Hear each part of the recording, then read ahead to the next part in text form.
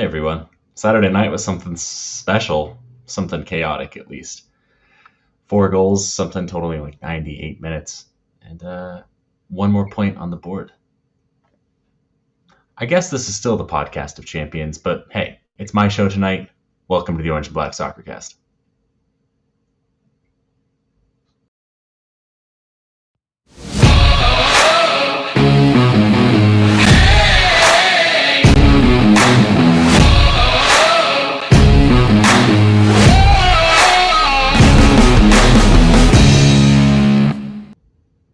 Good evening. Welcome.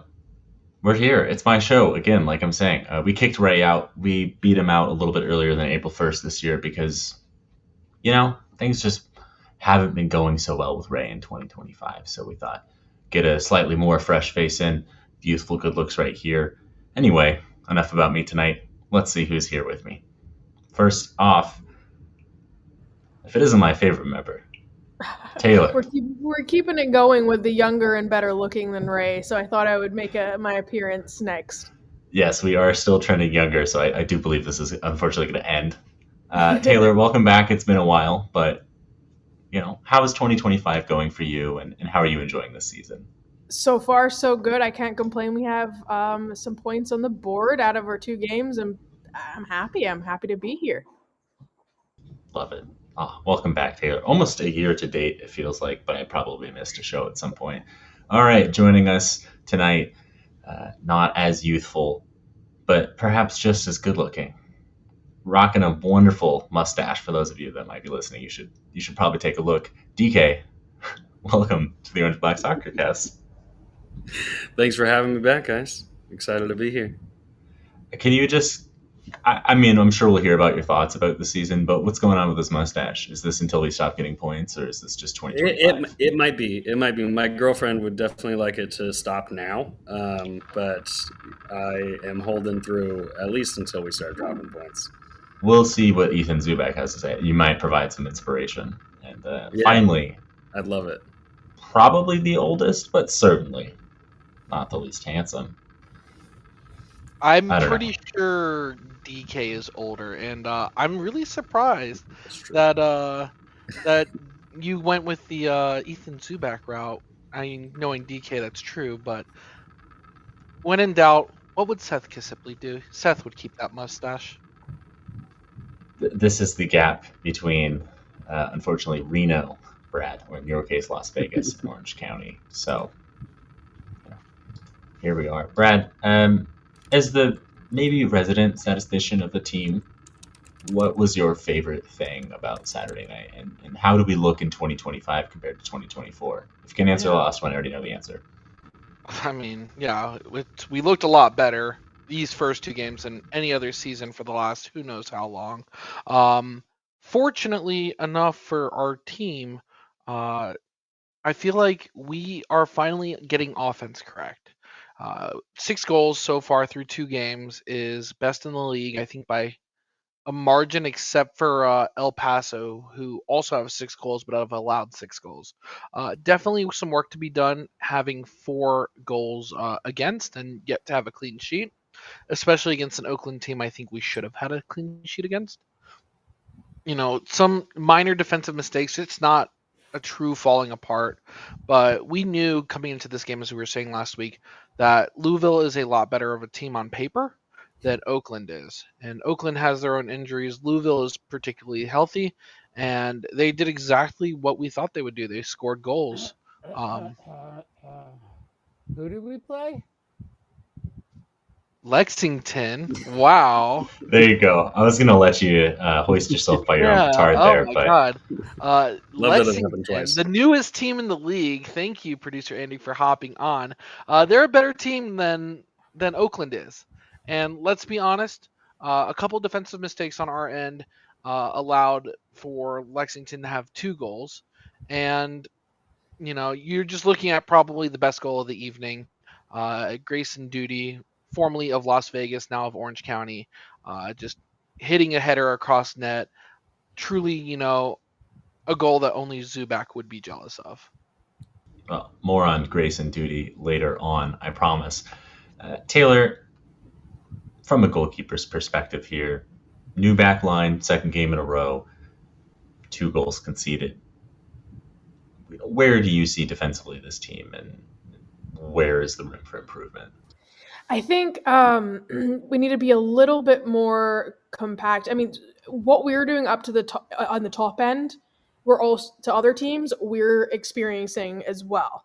We just need to be that a little bit more organized, a little bit more compact, not letting some people be floaters around with no man on them. You can see, I think it was on their second goal, on Lexington's second goal, you could see that the person that there was someone open in the box still. So even if Shuttler had made that save, like somebody likely would have still put it back in the back of the net because we're just not quite gelled yet at the back. But we're 2 games in, so I do think that they're just finding their groove, new players, new season, all of that. So they'll get there. Do you have a preferred back four that you'd like to see? Who were you impressed by defensively this match? I have a soft spot for Miles, and I always have had a soft spot for Miles, and I think it'll forever be him back there. Our family is one of the biggest fans. We were just talking about, I think the first time we saw him, he was 17, and I think he's now 20. So it's just great to see him grow, and I think that he'll be solid back there for us going forward. Nice. DK, you famously signed Ethan Zubak in 2024. How impressed are you with him kind of leading the line for Orange County 2 games in? But specifically, how do you feel about his performance Saturday night? Yeah, I've been impressed with Zubak mainly on the headers, which, obviously he got one in Oakland. This game, he had 2 headers that one of them looked, I don't remember if it came off the crossbar, if it was saved, but it looked really good. And then obviously led to the 3rd goal. So I think he is that, poacher role as we're allowing our midfield and our wingers to, create those chances, which I think is really, really great, and utilizing Zubak to his strengths. I would have liked to see him be a little bit more involved in this last game, but I think he had a solid performance. And what is nice is, on that first goal, especially, he, came out actually to the outside and helped out get that ball to Dogman. One, I just want to point out that whole first goal and a lot of our strengths this season in these past 2 games is the fact that we're using the entire pitch. That first goal was kind of just a masterclass of team performance. You had Doody take the ball up, cut it into Hagar in the center, who then got it to Zubak, then up to Dogman at the corner, and then cross back into Doody. And that was just so fantastic to see. So I really love what our offense is doing. I think we should have won this game. You look at the stats. Hey, that was perfect timing. I think that's actually only for the first half. But we ended up having more possession, more shots on target, kept Lexington to only 3 shots on target in general. I think we did the same for Oakland. So there's a lot to love about what this team is doing right now. I'm trying to think of where to even begin. Big shout out to Sofin Jafal, and I think he may have not been the most popular character at Championship Stadium on Saturday night, but I feel like this team is mildly different, and I know the record is overall the same. Last year, 2 matches in, we beat Pittsburgh. We had drawn at the death against Sacramento, kind of doing it in reverse order, but the team does feel better off. Do you guys think I'm crazy in this assessment? Brad, please provide some encouragement, reassurance. No, this team is better off. Like I said, 6 goals in a 2-game period is a lot better of an offensive output. As long as the offense is able to keep it up, there is absolutely no doubt in my mind that we'll be fine. That will definitely be top half of the Western Conference for most of the year, as long as the offensive output continues. Limiting defensive mistakes and really putting ourselves in positions where we have to play from behind is kind of our Achilles heel, and it's always been. I think allowing a goal before half, like a minute before half, was the worst thing the team could do. Obviously, it doesn't take that's like a very Madden-esque, breakdown of the result of the game. However, unfortunately speaking, we really should have kept a goal out there, not leaving a man so wide open at the end of the half, and allowing ourselves to really have to fight from behind for the second half after allowing a goal early on. But we look at the positives here. The team's definitely creating a lot more chances. Offensively looks a lot better. Shots are going on target. Balls are getting into the middle of the box. This team's going to do very well this season. Yeah, I just want to shout out one of our listeners, Josh, mentioning that Cameron Dunbar, Bryce Jameson, and Kevin Partita did not play in this match. And yet, we still looked incredibly threatening. To mention our first goal, it was one of our fullbacks crossing to another one of our fullbacks. And even if he's playing in midfield, Ryan Dogman, we are getting so far up the pitch that it kind of seems inevitable. DK, I'm sorry. I'm trying to think of what to ask here. I'm so sorry, but how do we improve upon this with our starters? What changes for you? Yeah, of course, and just kind of shout out what Matt said that I was going to throw out too is like that's not even including Liam McKinnon and Tristan Traeger, who are real talents, who are also not available quite yet. So there's a lot to improve that like this team can improve on, especially as everybody becomes healthy. So that's really exciting, especially because those are all offensive players that are just going to double our power. I think as far as like improvement goes, I really liked what we did in the first game and being a little bit more patient in that buildup. So I'd like to see that a little bit more, maybe against Monterey. Maybe it wasn't possible against a more aggressive team like Lexington, but and then obviously just kind of figuring out our defense, as Taylor mentioned, tightening it up a little bit, clearing out balls, especially in the last 30 seconds of a half. You just got to clear that out and keep that lead up until the halftime. So would love to see a little bit more of that. Just IQ in the game. But of course that's going to come as everybody gets more comfortable, everybody gets a little bit more experience together and the chemistry starts building. So yeah. Dylan, let me ask you this, because obviously I'm going to go full Ray mode here, so I do apologize to our lovely audience, but we can't talk about this game without going into the last-minute controversy of Mo War's goal. And the fact that, I think you could make an argument either way. Should that play have been called dead? Did the goalie have full possession of the ball? If not, is that a dangerous play kind of kicking at a goalie's face while the ball's literally right there? So I want to get your take on that, Dylan. I'm obviously incredibly biased. Yeah, I should have stood. It did stand. Is it dangerous? Yes, I think being a goalkeeper is dangerous. We can certainly ask Taylor. I got kicked plenty all over my body while trying to grab onto the ball.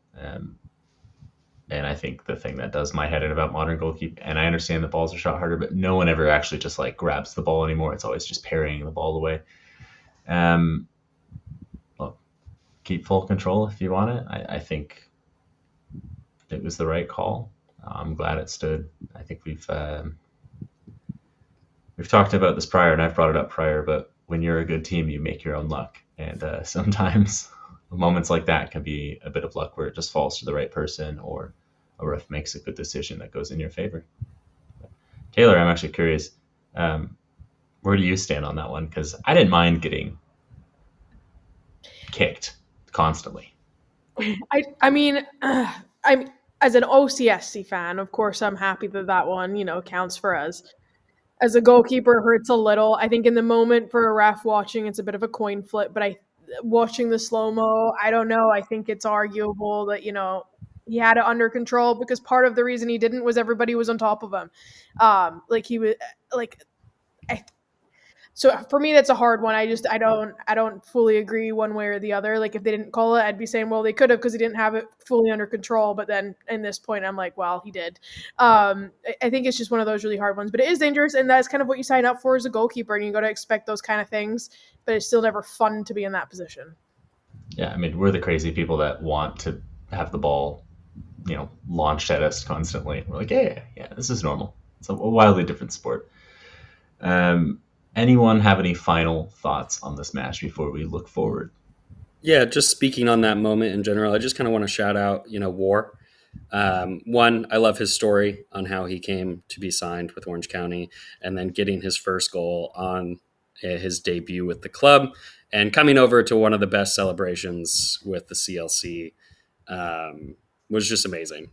Everybody was so hyped that we got that last, second goal, and everybody just surrounded him. And it was just fantastic to see. It was fantastic to be a part of. And I'm really excited to see what War continues to do for this club, because his story and how he got here was pretty amazing.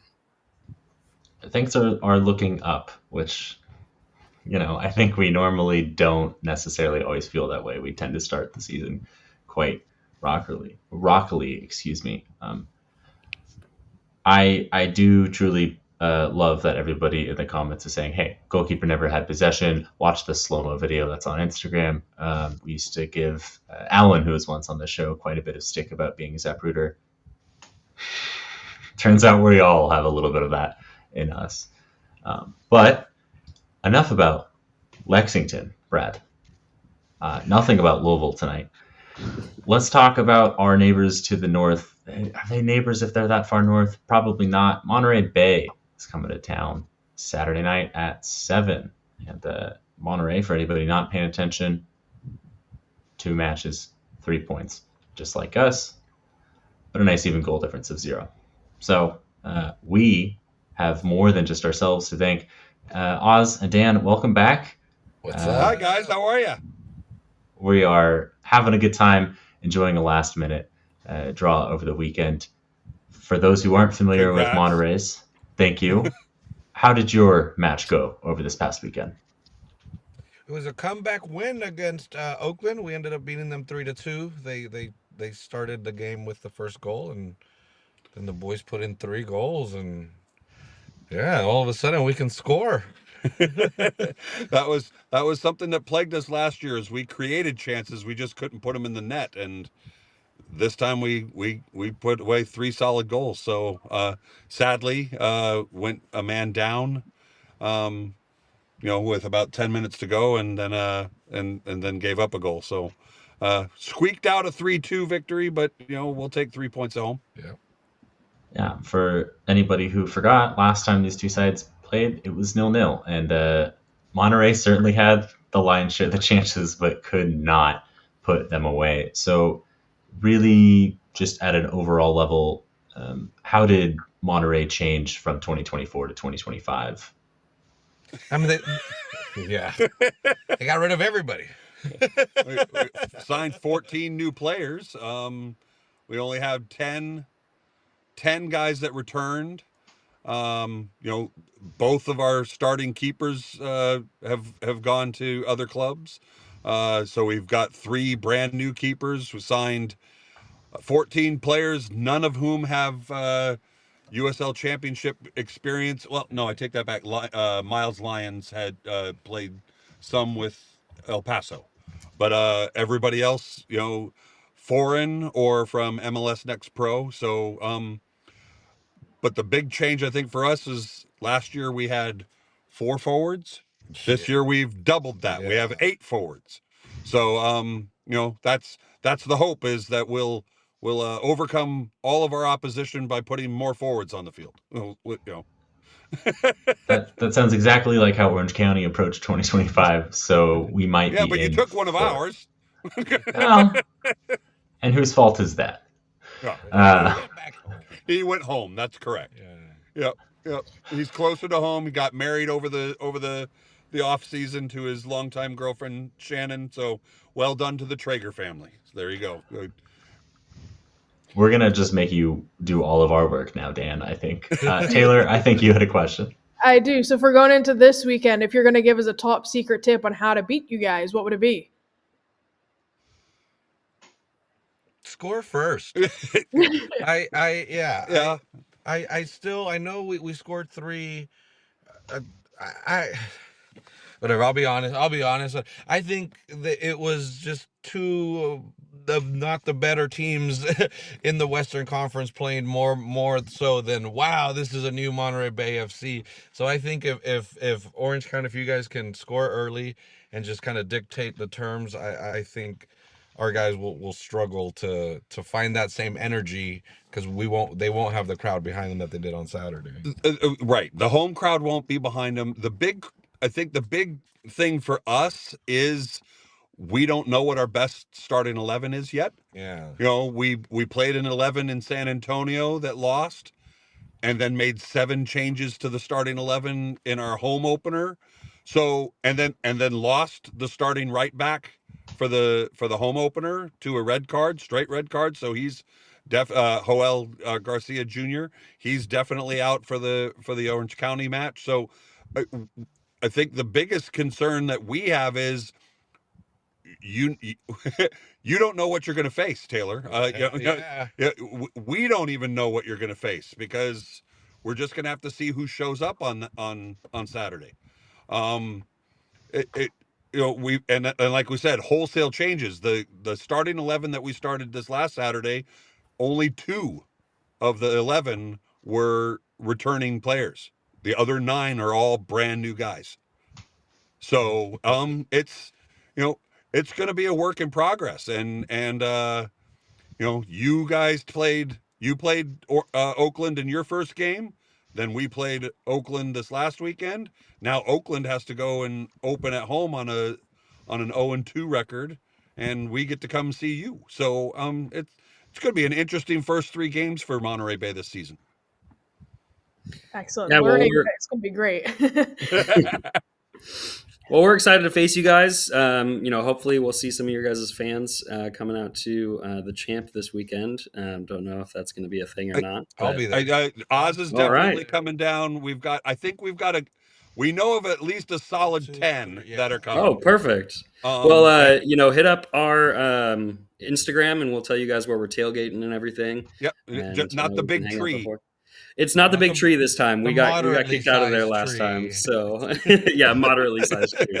But we're in the parking lot, and we can send you guys the info for sure. So, yeah. Okay. What are you guys looking forward to facing us? I mean, do you know what your best starting 11 is? Like we said, Mr. Traeger wasn't even in the 18 this last weekend. Yeah, I mean, we think Traeger's coming off of kind of like a little knock. So, we're hoping to see him back. He did really well in the game against Oakland for like the 10 minutes that he was on, ended up contributing to a goal. I think we have a good idea of what our starting 11 is. We definitely didn't face as many departures as you guys did. But, like you said, our offense is definitely our key. So that's really where we're going to be coming to try and attack as much as possible.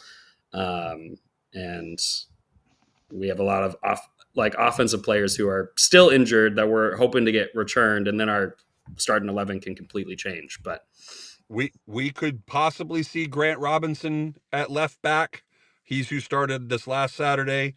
The other 3 in the back 4 were all new signings. Our captain is new, Nico Gordon, formerly of North Texas SC, but from Birmingham, England. Yeah.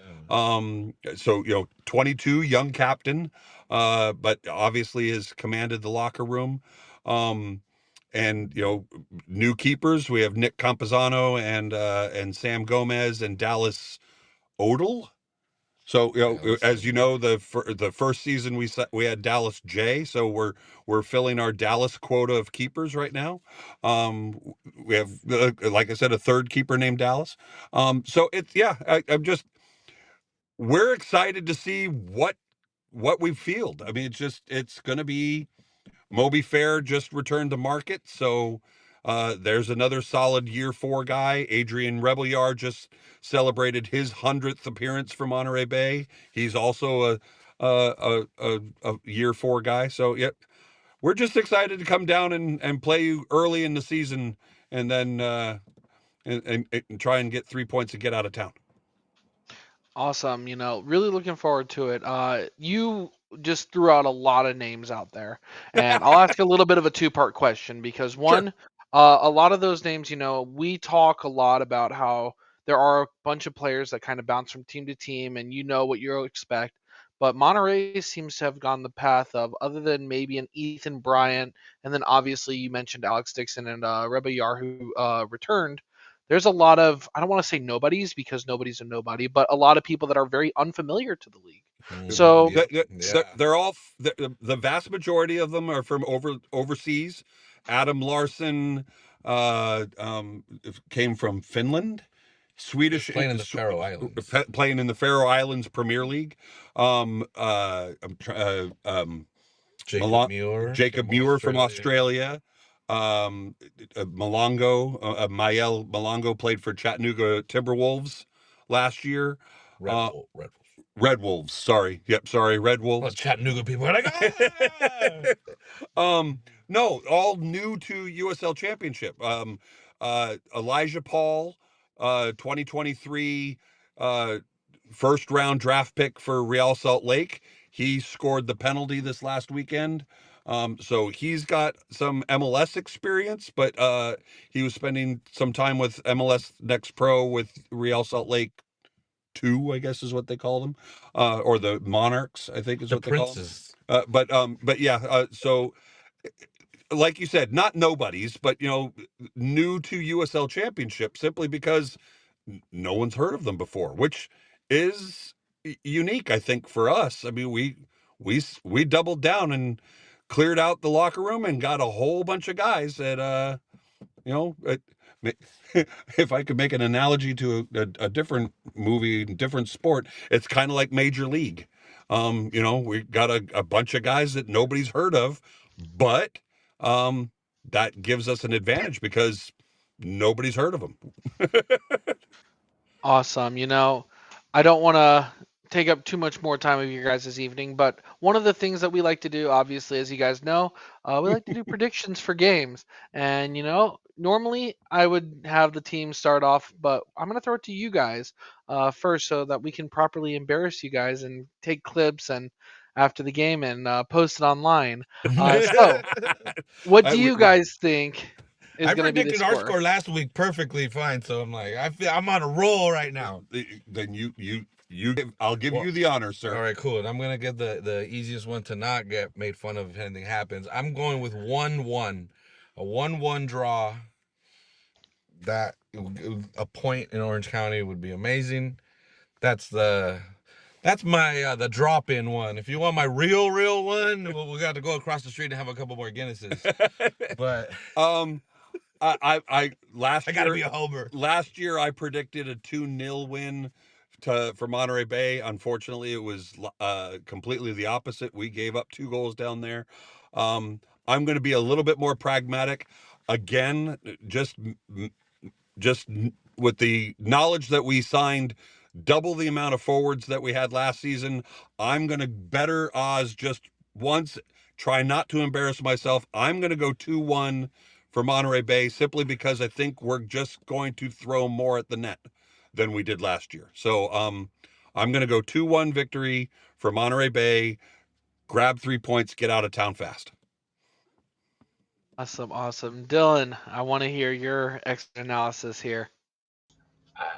I love that both of these teams just went, hey, last year we probably didn't score enough goals, so if we just sign every available forward that we can, something really cool might happen. I'm going to say I don't see Orange County scoring less than 2 in this one. I'm going to go 2-0 Orange County on this. DK? Yeah, I was thinking about this earlier today. I really wanted to go with 2-0 as well, but I just don't trust our defense quite yet to not make those silly mistakes. So I'm going to go 2-1, opposite of Dan there. Got it. We've got a prediction already from the chat, 4-2 Orange County. I personally would love to see us not 5-2. I would love to see us not concede 2 goals. I have a feeling Taylor would also agree. And where do you see this game going? I'm going to go 3-1 win for us. I think that we're just kind of on fire right now, and I do think our defense needs to, shuffle back in, and Shuttler needs to get on it. But I think that Monterey has the potential to score more than that. I think it just depends on how good we are defensively. Fair enough. Josh, right? Yeah, thank you for the 3-0 reassurance that we can, in fact, get a clean sheet. Brad, what's going on here? Yeah, well, Who's first winning? I'm gonna shout out this weird Ray Samora character. What I don't know what 9C stands for, but he says 3-1 Orange County. Me personally, after being very reassured these first couple of weeks of Orange County's performance offensively, um, I think Ethan Zubak's kind of found the springs in his shoes and have gotten in the air for some of these insane headers. Um, so I'm gonna say Ethan Zubak one header, our guest one header, and someone else getting a cheeky goal against 2 goals for Monterey. So 3-2 Orange County. Fair enough. Big shout out to everybody that's tossing in predictions. Again, not sure what 9C means. 2-0 OC from Michael and producer Andy's. 1 perhaps. million. Yes. Rooting for that one. I'm sure we'll see a handful of goals. Oz, Dan, thank you. Any final messages for anybody this weekend? Well, I did see someone did actually comment of saying if we're going to bring our drums down, and I don't think that our drumming group, I don't think they've I don't mentioned think that they're they're traveling, right? Yep. Would they even allow us? I was thinking they didn't let my flag in last year. And I wasn't allowed to bring a drum last year. Yeah, So I don't Yeah, know. I I don't was think allowed so. to change. Lame about the flag, though. You Yeah. guys should be able to bring in a flag. Well, but that was drum, I don't that think was so. We that, could sneak but, it in, but we're not. but I think that was I like it. that was USL. I think that was USL wide. We had the same problem in Mhm. Sacramento. We had the same problem. We were allowed to There's a bring weapon in we Sacramento. were allowed to bring a flag into Oakland, but we weren't allowed to bring a pole. So we were allowed to hang them, hold them up in our hands, but we weren't allowed to sway them. So there you go. But yeah, final thought for me, just safe travels to our traveling contingent. Um, uh, you guys have always been fun to hang out with, both down there and up here. So we're looking forward to seeing you, or the folks that are traveling. Looking forward to seeing you, and again, return the same hospitality when you come up and visit us later in the season. So just we're friends until the whistle blows, right? Always. So Oz and Dan, thank you so much. And hopefully not too good of a result for you on Saturday night. Thanks. Always a pleasure to be on with you guys. Good to see you, and we'll see you soon. Thank you. I personally am really hoping for a 1,000,000-0 result. And hey, if that's happening, I think we're going to see a lot of our next guest probably on the score sheet again. So, Grayson Doody, welcome to the Orange and Black Soccer Cast. Thanks for having me. How you guys doing? I think we're doing great. We're riding a high after you scored on Saturday night. Does that count as an early birthday present for yourself, or are you going to bag another one come Saturday night? Oh, I would take another one, but you know what? That is definitely a good birthday present to start off the week for sure. I do like that you gave it to yourself, or maybe Ryan Dogman gave it to you. However that exactly works. To keep talking about this goal for a minute, run us through that celebration. What's running through your mind? You look maybe more happy than anybody else I've ever seen. It's not every time as a right back or full back you get to score. So when the moment comes, it was definitely pure excitement, a little bit of shock too, because I was like, usually I'm not in the 18-yard box. Usually I'm doing the assisting. But yeah, to see the ball at the back of the net was insane. And then I realized I had to celebrate. And I told myself for a while I was going to do this celebration. And it was like duty number 2, it stinks. So I was going to do something with that. And I kind of went with it. But you can kind of see in the video where I kind of hesitate because I kind of blank. And I'm like, oh, it actually is here. Like, I actually scored. Like, I actually need to celebrate for a second. So that one's been resting for a little while, and I've been wanting to do it for a while. So I'm glad that I actually got to bring it out. Well, we hope you get a few more options this year. Last year, you spent a handful of months with Las Vegas, 16 matches, 1 goal, 4 assists. So you've already managed in an eighth of the time to get there. How has your role changed with Orange County this year? Obviously, you were, kind of posting up at the back post Saturday night. What are you being asked to do? Yeah, coming into a new team every time, you're trying to figure out the style and the role. Coming into Las Vegas when it was nearing the end of the season was just to be a solid role. And, now coming into Orange County, I've actually gotten a whole preseason and time to grow with learning a lot of the players around me.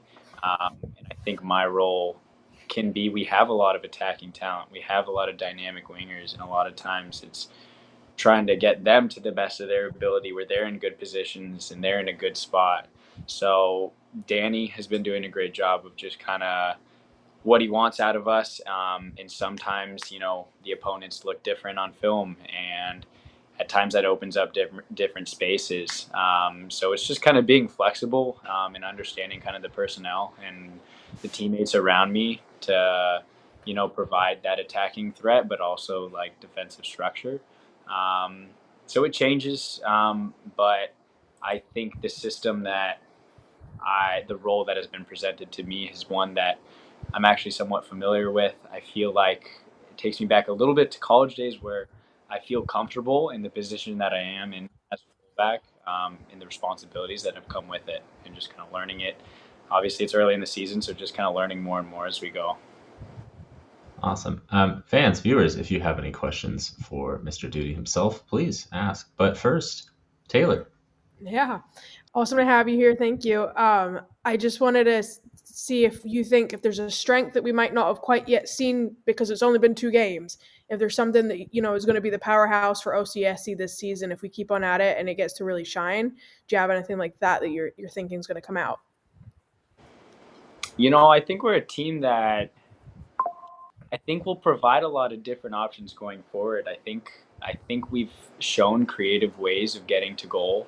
But I also feel like in training and just kind of in preseason, like we've seen a lot of different ways of getting to goal. And sometimes that is also defensively and pressure and getting out of the back. And I think that's something that I'm looking forward to a little bit. Is we've built down teams a lot, but I also think we have this defensive structure and pressure and hunger almost that can kind of make teams uncomfortable, that I'm excited to kind of, as the season goes on, to see how we utilize that and just put teams under pressure. Because I think, I've seen from the top, starting with our forwards, if we press right, we put ourselves in really good positions and start putting teams in really dangerous positions. And I think that will come out more as the season kind of continues.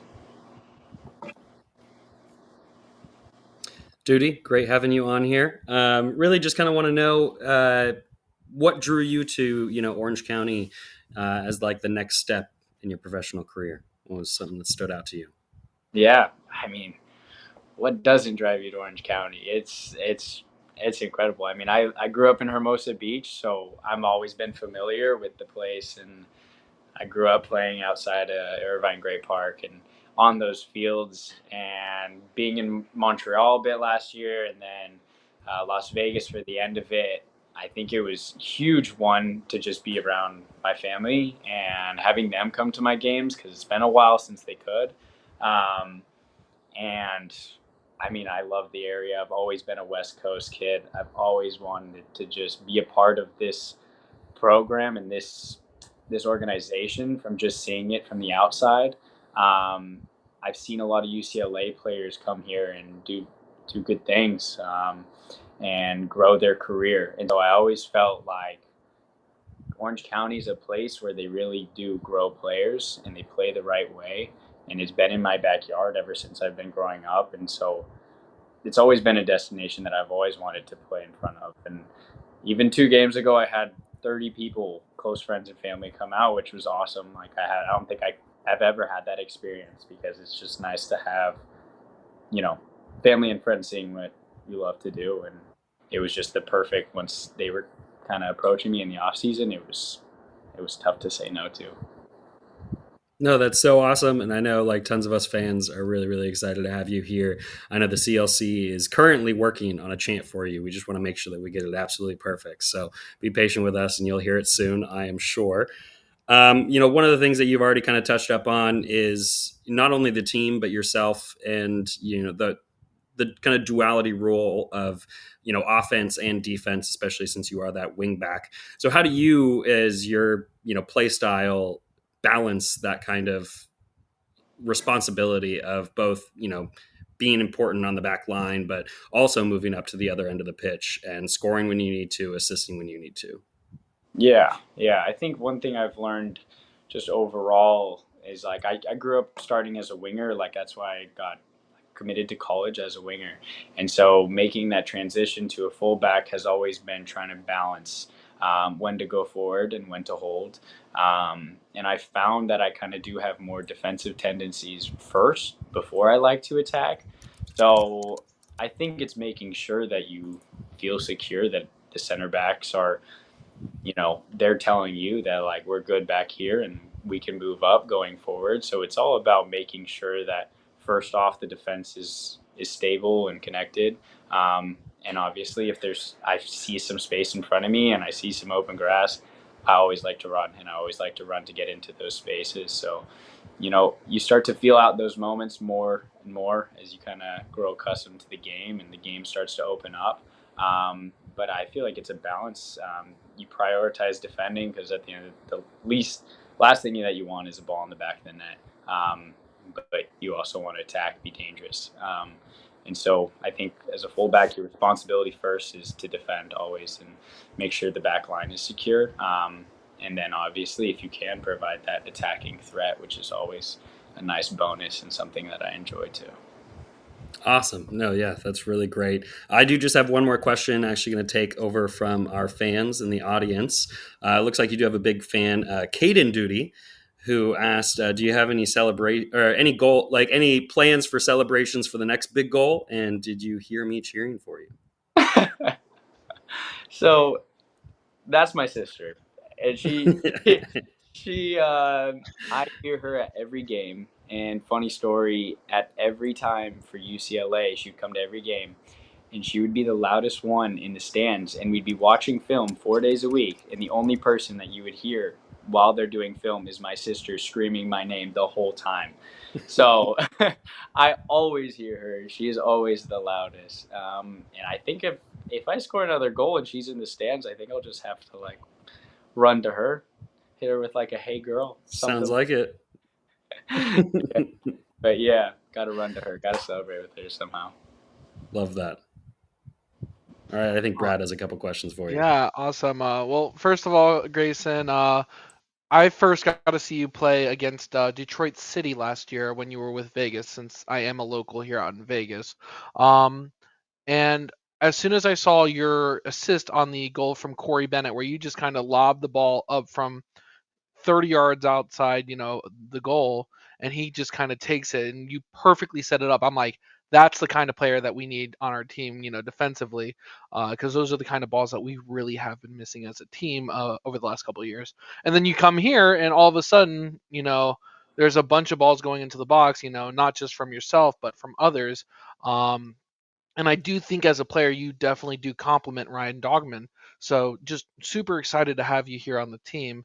And one of the questions I ask all players that come on the show is, kind of where do you get your inspiration from as a player to develop, your own skills, and who, if anybody, do you model your game off of?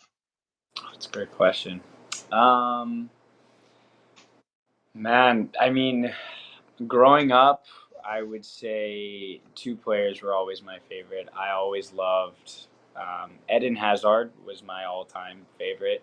And then Danny Alves was my other favorite. So those two, I guess combined, I would say I tried to model my game after. But I think you also growing up, like after the youth system and through the youth system, you start to just kind of invest in your own skills and be more aware of what you can offer, because sometimes you can't dribble like Eden Hazard, or you can't cross like Danny Alves all the time. So you kind of have to figure out your strengths a little bit.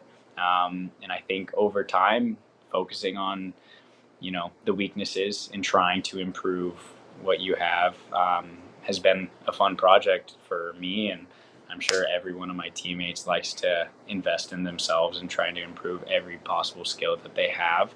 And so, yeah, over time, it's evolved. Like I would say in college, I wasn't a great crosser. And so I wanted to work on that. And coming into Vegas, I knew I wanted to get assists, and crossing was something that was one of my strengths. And just as a strength happens, another thing maybe lost some attention. So it's just kind of constantly trying to invest in each skill and trying to make sure that they're all at the best possible potential that, you can work to. And I think that's something that we're all working to right now too, is just trying to improve each skill and get to that level where we look like Eden Hazard or Danny Alves, and get to that point.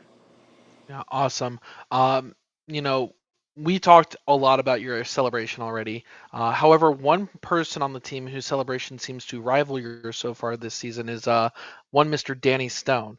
Obviously, he's come in and has been a leader for the team as manager, and I just wanted to get your thoughts. Is what does Danny Stone do that seems to be kind of bringing this team together and offensively succeeding here? Yeah.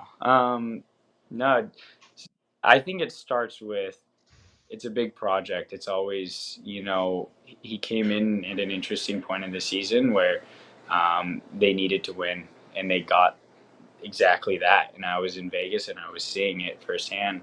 And so coming here, I've realized, when you have someone at the top that is invested and believes as much as anyone, that this team can be successful, that Orange County can be successful and do great things. And it starts there. And then when he has that passion day in, day out, and I think as a coach, you have to have a big attention to detail and focus on every little thing, as a team that needs to be better. And I felt like every day he's prepared with what he wants to do, and what he wants to get out of the team, and just kind of focusing on themes throughout each game day and each practice, and just focusing on the overall trajectory of the team. He tends to focus on really well, and I think he highlights really well for everyone to see in a clear manner. And going over film and having side conversations in practice, like, there's all these little things that come together come game day, that eventually you see like the bigger picture that he's been preaching. And yeah, like he's passionate, and he wants the best out of everyone and the team, and he wants to see everyone and the fans happy. So when you have that guy at the top that's really pushing for all that, it gets everything going, and it's a spark, and it's pretty easy to catch on. I feel like everyone kind of gets onto it, and has been riding with it. And obviously, it's early, but it's nice to have that base throughout the season. Awesome. Stepping a little bit away from soccer, one of the questions we typically will ask has to do with hopefully you not throwing other players under the bus, but music taste.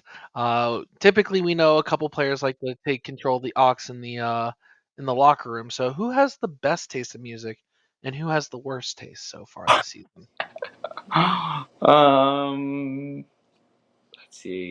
Let's see. I would say Tom's usually on aux in the morning, and he has a wide variety of some country music, but also some good house music. Chris Heggart was on aux this morning, and we went through a wave of emotions. I think at one point, I think everyone thought they were maybe going through a breakup, and then they were like having a house party, and it was like fun. But it was a wide range. But I liked it that there was some rap, so it was quite the experience. I can't lie, for a Tuesday morning, walking in. But yeah, I would say Tom usually is good on the aux. I think he does it well. He does a good job, and Chris did a decent job today. It was just a very interesting experience. Grayson, to keep asking questions less about Grayson Doody, right back for Orange County, and more about Grayson Doody, the man. We've got some crowd questions as well. So first, Carlos would like to know, perhaps other than your sister, what would you like to see more from the CLC or the supporters in general? Oh man, I mean, the past two home games have been electric. I like, we feel the fans, we feel the support. I